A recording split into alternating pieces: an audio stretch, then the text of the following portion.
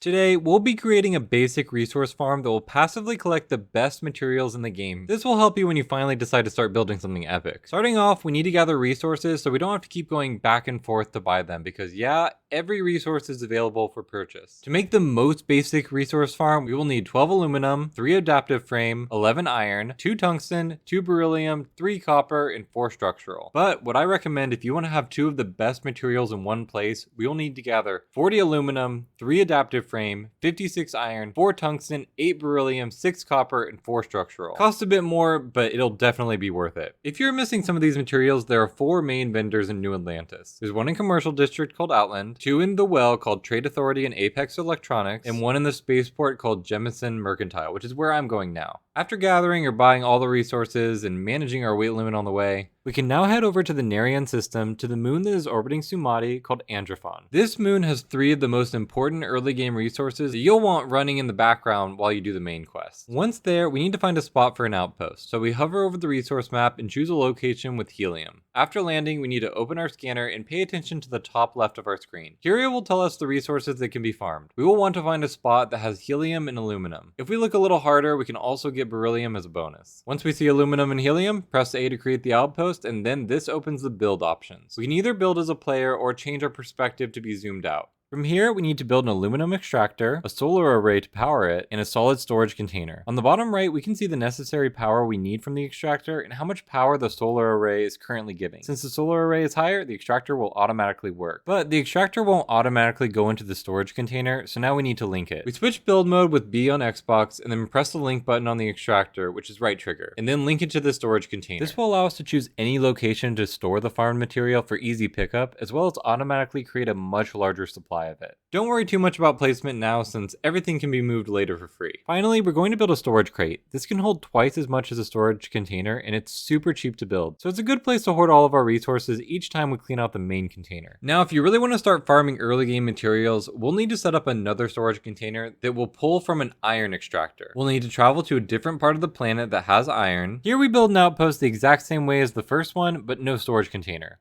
Just an extractor and a sun array. Then we'll need to build a cargo link on this outpost as well as our original outpost. This is very expensive, but it's worth it. This time, instead of it linking the extractor to the container, instead we'll link it to the outgoing side of the cargo link we just created. Once that's set up, we can return to our main outpost, create another cargo link, and then open the console right in the front, link the 2 up, and finally, we just link up the incoming cargo to the container right next to our first outpost. This actually ends up giving you a great animation of a ship delivering the iron non-stop and gives us access to 2 of the 3 most important early game resources. Now just do the same setup we did for aluminum, but for helium. The only difference being you need a gas container rather than solid. But once you get that set up, you'll be getting tons of resources, and these are the 3 that you'll want for sure. I plan to make a ton of content solely about Starfield. Guides, challenges, funny videos, all of it. Subscribe and get ready for some good content.